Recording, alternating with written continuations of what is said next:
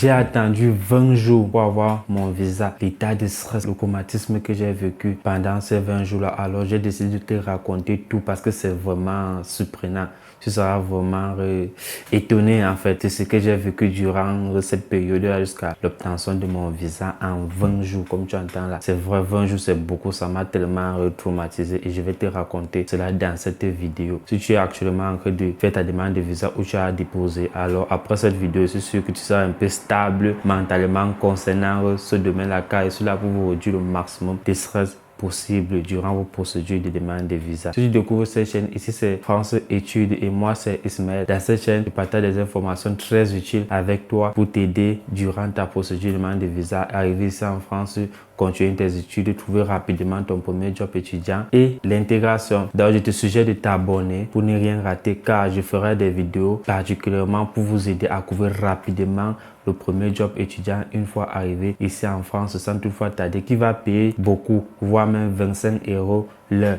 Et je vais aussi t'accompagner à faire tes démarches administratives ici en France parce que quand tu vas arriver ici en France, je te rassure que personne ne va t'aider. Pourquoi? Parce que les gens sont stressés ici, ils font des études, ils n'ont généralement pas le temps d'aider ceux qui arrivent parce qu'ils sont tout le temps avec le boulot les stress, les études les stress également, ainsi de suite.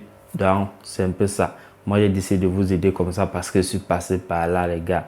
Il y avait des documents comme ça, tu restes, je ne sais pas quel document valider une fois arrivé ici en France.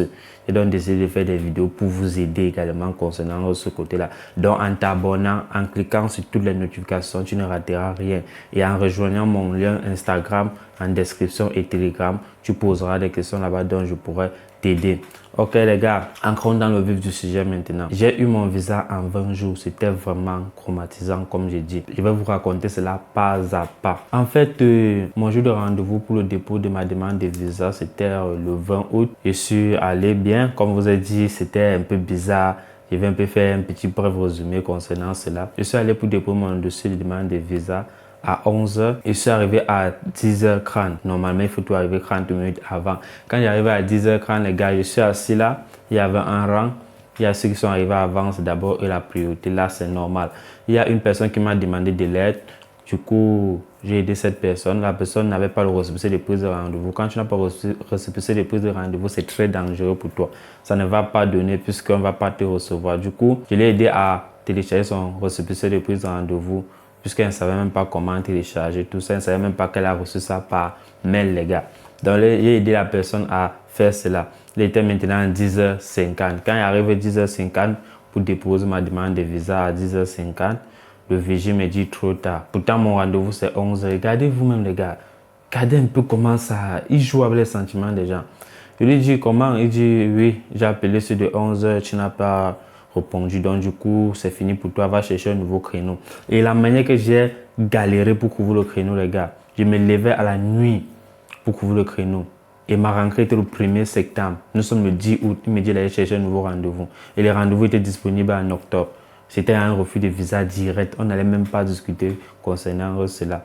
Je lui dis comme ça, je lui supplie, il dit, bon monsieur, j'ai bien supplié au monsieur, il dit, pardon, je ne savais pas, désolé, je m'excuse tellement. Lui ne me comprenait pas, il était tellement catégorique et sérieux, comme vous entendez là les gars. Il ne blaguait pas. Au début, j'ai cru que ce monsieur blaguait, mais il ne blaguait pas. Il ne blaguait pas, il était vraiment sérieux. J'ai commencé à le supplier, demander pardon. Jusqu'à il m'a tellement eu presque pitié de moi, comme on peut dire entre guillemets, pitié de moi. Il a dit, tu as même de la chance. Généralement, je ne fais pas les choses comme ça. Quand c'est passé, c'est passé. Donc, du coup, j'arrive pour déposer ma demande de visa tranquillement.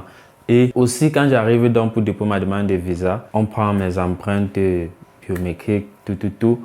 On me remet tout mon volet pédagogique. Je suis d'abord dépassé. Comment on remet mon volet pédagogique? C'est comme ça m'a envoyé un mauvais signe. Il rentre un peu troublé, dit mais pourquoi la dame là me renvoie tout, même jusqu'au certificat scolarité, me redonne tout ça.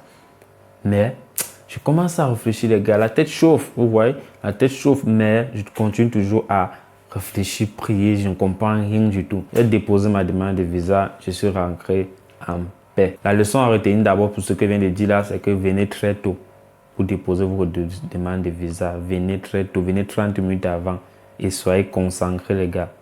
On ne sait jamais, concentrez-vous au maximum. Ok, il dépose, il rentre chez moi, comme il disait. On m'a donné le reçu, bien sûr. Dans ça, il y a le numéro, l'identifiant et la date de naissance. Bon, c'est avec ça que tu vas vérifier si ta procédure est en cours ou pas, décrètement. Donc, du coup, mais le même soir, je vérifie. Ah, c'est qu'est-ce que ça, les gars? Le même soir, je n'ai pas vérifié sur mon dossier en cours d'instruction. Jamais. Ça ne peut pas être en cours d'instruction comme ça. C'était un mercredi soir. Je n'ai pas regardé.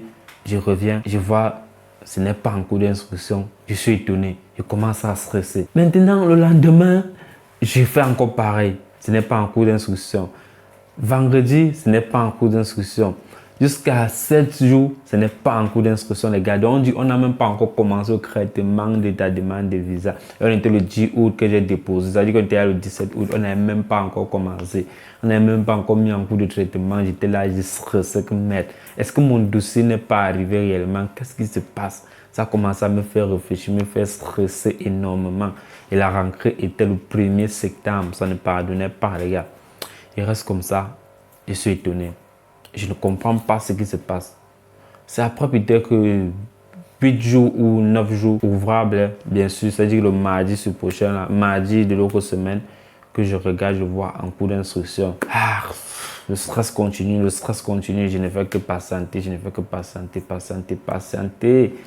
Pour ceux qui sont du côté de Yaoundé ou de Douala, ou bien comme c'est en cours d'instruction, si ça dure trop, je vous conseille d'aller vérifier chaque fois à l'ambassade. Parce que à mon tour, je vais vous expliquer ce qui est arrivé. Du coup, on est déjà le 29, le 28 août, ce n'est toujours en cours d'instruction. Je pars à l'ambassade pour me renseigner. Est-ce que mon dossier, ça avance tout? On dit c'est toujours en cours d'instruction. Le 29 août, je pars, c'est toujours en cours d'instruction. Chaque jour, je paye les gars 1000 francs pour aller vérifier. Chaque jour, je paye, je pars. Je rentre démoralisé. Je pars normalement, je rentre démoralisé en cours d'instruction, en cours d'instruction, en cours d'instruction. Jusqu'à un jour, j'ai pris mes pieds et dit ok, aujourd'hui je m'en vais essayer voir. Il y a ceux qui avaient déposé après moi, ils avaient eu leur visa. J'ai dit je vais aller regarder. C'est vrai que c'est toujours en cours d'instruction. Je m'en vais regarder. Je pars maintenant regarder. On dit oui, tu as déposé quand le 10 août, tout. On dit ok, monsieur, votre passeport est déjà disponible. Prenez, récupérez votre passeport. Vous voyez, c'était toujours en cours d'instruction. Mais on ne m'a pas fait signe que c'est fin d'instruction pour que je vienne récupérer mon passeport. On n'a fait aucun signe. Je suis allé récupérer et même quand j'ai récupéré mon passeport, les gars, je prends le document comme ça. Mais ça savez déjà, quand tu as le visa, on ne te donne pas une grosse fiche comme ça là pour te dire. Quand on te donne un truc avec un format A4 là, ça fait peur. On a envie de donner un truc avec le motif de refus détaillé dedans. Donc du coup, quand j'ai pris mon passeport, j'ai su que j'ai eu le visa. J'ai juste ouvert pour confirmer la confirmation quoi. Donc du coup, j'ai commencé à jubiler les gars. J'étais tellement content. J'étais content. Et malgré ça, mon dossier était toujours en cours d'instruction.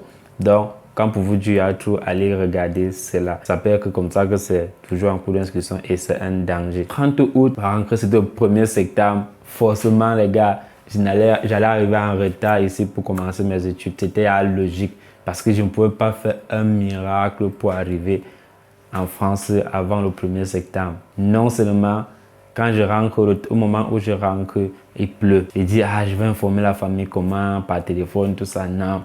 Je marche, j'arrive à la maison, c'est d'où j'informe, c'était bien, c'était parfait. Ainsi de suite. Maintenant, les gars, pour payer le billet d'avion, c'est encore un autre problème. Ma rentrée ce 1er septembre, je n'ai pas des agences pour les billets d'avion.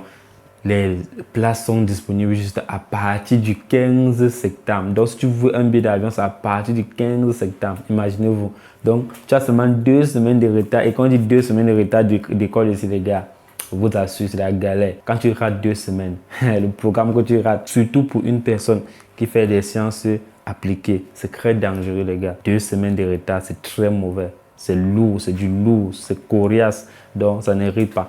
Du coup, ma tête, ça chauffait. Je cherchais partout. Heureusement, il y avait un contact qui avait réservé déjà le billet d'avion. Et du coup, il m'a donné, il a libéré ça à ma place. J'ai récupéré. Et j'ai repris pour le 6 septembre, les gars. Donc, malgré ça, j'avais raté une semaine d'école comme ça. C'était déjà mort pour moi. Donc, du coup, après ce 6 septembre-là, je suis arrivé ici en France. Si tu veux savoir la suite, le premier jour, mon premier jour en France, c'est comment c'était traumatisant. Donc, l'état de stress m'a mis encore le stress du visa parce que ce qui est arrivé, c'est que j'ai vécu le premier jour, non. Je ne souhaite pas ça à un étudiant, que ça arrive à un étudiant parce que cet étudiant risque d'être traumatisé, paralysé. Donc, je ne souhaite vraiment pas ça. Si tu veux savoir comment j'ai fait mon premier jour arrivé ici en France, alors abonne-toi. Je ferai une vidéo spécialement pour cela. Les gars, je vous dis, c'est trop sérieux, c'est important. Et maintenant, je te conseille de regarder cette vidéo-là. Comment les agents consulaires font pour analyser ton dossier de demande de visa. Et j'ai préparé cette playlist concernant ta demande de visa. Il y a l'ensemble des vidéos, les ressources financières, l'hébergement, tout ce que tu connais là pour préparer un bon dossier de demande de visa et aller déposer si tu n'as pas encore déposé. Les gars, ciao, dans la prochaine vidéo.